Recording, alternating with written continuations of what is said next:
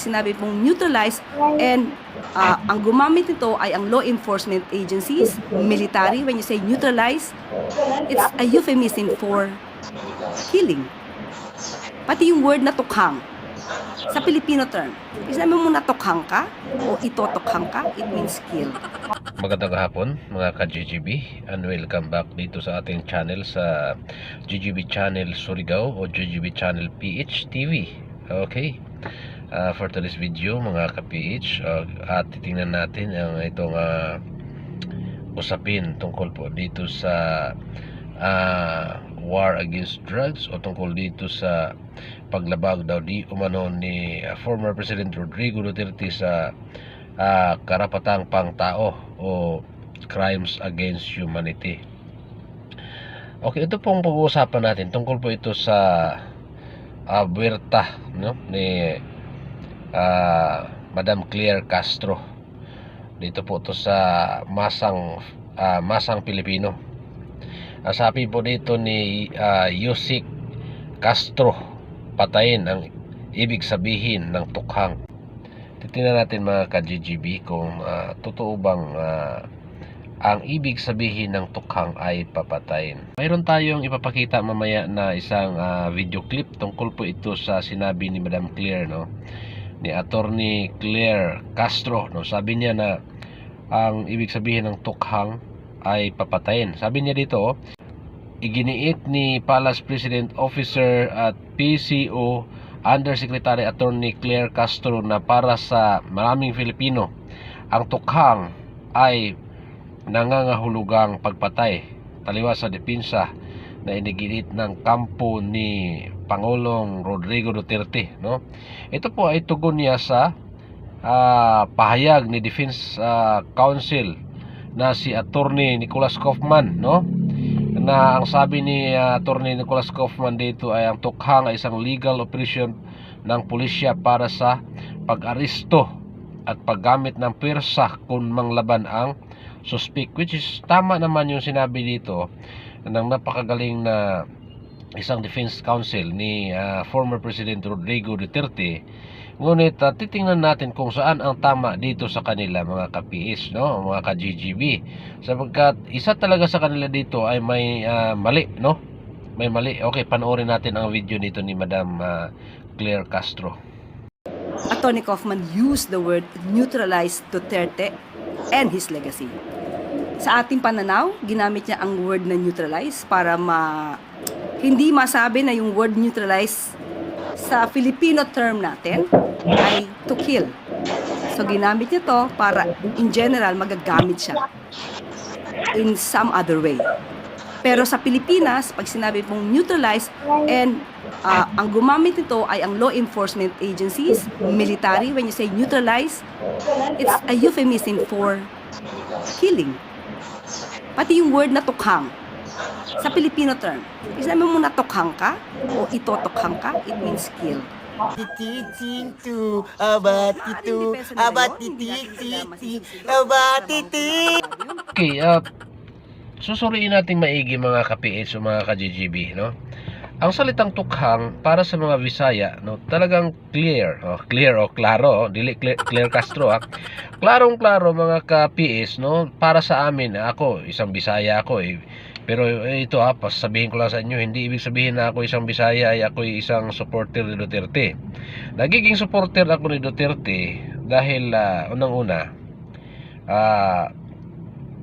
nagugustuhan ko yung patakaran niya, at mukhang tama naman yung sinabi niya mula nung umpisa at hanggang sa nagiging umupo siya, at wala akong nakikitang problema sa panahon ng administrasyon niya. Kaya talagang hindi naman sa kinakampihan, pero nakikita ko ang problema kasi ang tama nagiging mali Kasi para sa akin, hindi ako kumampi o hindi ako naging supporter. Hindi lang din dahil kababayan kami, kundi dahil po sa nakikita ko magandang epekto, no, sa mga pamumuno ng ating former President Duterte, no? At para sa akin, bilang isang Bisaya, ay ang pagkakaunawa ko po talaga at naunawaan ko po talaga, at ewan ko lang sa ibang Bisaya dyan, kung ang ibig sabihin ng tukhang ay pagpatay ba. Para sa akin hindi. Dahil ang tukhang po ay isang abbreviation o parang panimula, no, o tawag ni tukhang. Panimula sa tuktok, ang hang is hangyo, tuktok hangyo. So klaro na ginawa ho ito ng ating former President Rodrigo Roa Duterte nung siya nakaupo. Pero bago pa po siya nakaupo ay sinabi na niya na yung mga gumagamit ng illegal drugs ay talagang tumigil na, sapagkat yun talaga ang unang-unang panukala at gagawin niya pag siya ang nakakaupo na. At katotohanan nga niyan ay talagang sinuportaan ng napakamaraming Pilipino dahil ho sa talamak na ho na nangyayari na paggamit ng illegal drugs. Kaya nga nananalo siya dahil nagustuhan ng taong bayan ang kanyang plataporma tungkol ho sa war against drugs, no? At dumaan ho sa magandang proseso ito bago ho nangyari yung sasabi nilang patayan, no? Kasi kinatok muna yung mga sinasabing gumagamit ng illegal drugs, and then pinakiusapan. Yun po ang ibig sabihin ng tukhang. Kinakatok doon sa mga bahay nila yung mga talagang suspect talaga o talagang gumagamit ng droga at pinapakiusapan. Kinakatok, pinapakiusapan na tumigil na sa paggamit ng mga illegal na drugs. Ngayon, bilang suporta ho sa sinasabi ho dito ni Attorney Nicholas Kaufman na isa itong legal process para sa pag-aresto, no, paggamit sa puwersa sa mga tao suspect na ng laban. So siyempre kung nang laban yung isang suspect, pag inaaresto dahil hindi ho tumigil sa paggamit ng illegal drugs, maaaring mapatay sila. Pero kasalanan na ho nila yon, kasi bakit sila lumaban? Kung sumurinder na lang o kaya nagbago, walang mangyayari na patayan. So wala ho ditong paglabag para sa akin lang ng crimes against humanity, sapagkat wala namang sinabi ang ating former president na patayin yung mga adik, kundi pakiusapan, katukin, pakiusapan at papatigilin. Nakikiusap po ang ating former President Rodrigo Duterte, no?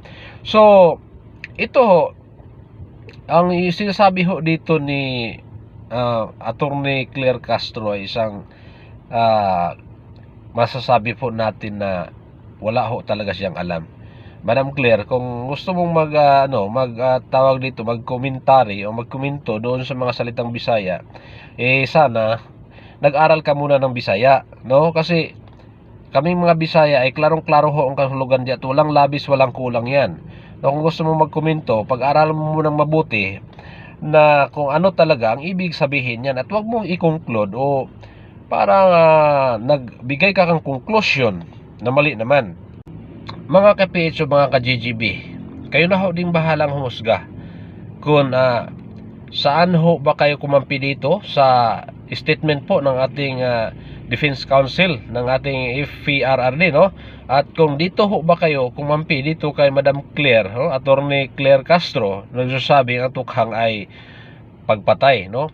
Pero kung Bisaya ka, naintindihan mo yan. Maliban na lang kung Tagalog ka, baka ipagdiinan mo pa na totoo nga ang sinabi nitong Undersecretary Attorney Claire Castro, no?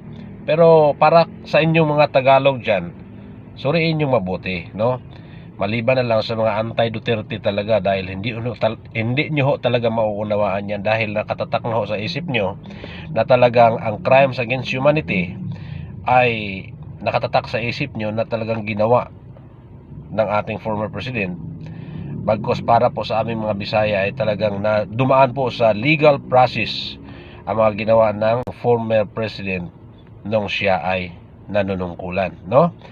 Maraming salamat po sa panonood ng aking video, at kung bago pa lang po kayo sa aking channel, huwag niyo pong kalimutan mag-like po kayo at mag-subscribe para updated po kayo sa mga bagong video na i-upload natin. Thank you so much for watching. This is GGB Channel PH TV. I love you all.